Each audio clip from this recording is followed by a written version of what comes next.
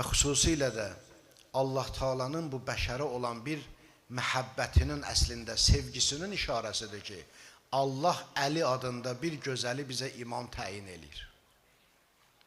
Həzrəti Rəsulullahın özündən olan, Həzrəti Rəsulullahın nəfsi olan, canı olan, Həzrəti Əlini mən bir dəfə yadıma gəlir, uzun illər bundan qabaq elə Qədirxumda bu sözü demişdim. Demişdim ki, əslində Həzrəti Əlinin imam təyin olunması nə qədər Həzrəti Əlinin fəzilətinə dəlalət eləyirsə, bir o qədər də bizim Allahın bizə olan məhəbbətinə də işarə eləyir.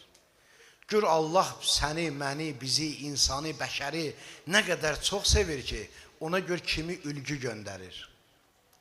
Məsələn, səni and verirəm Allaha, sən öz övladını ki çox sevirsə, övladın üçün ədəbsiz müəllim tutarsa, heç vaxt.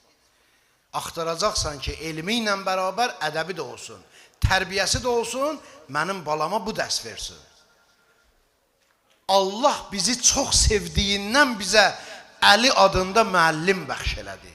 Meyar verdi, imam verdi, ölçü verdi ki, insan, siz islah olsunuz, hidayət olsunuz, xoşbəxt olsunuz, ancaq və ancaq bu və bunun övladlarının ardınca gedib xoşbəxt ola bilərsiniz, səadətə çata bilərsiniz.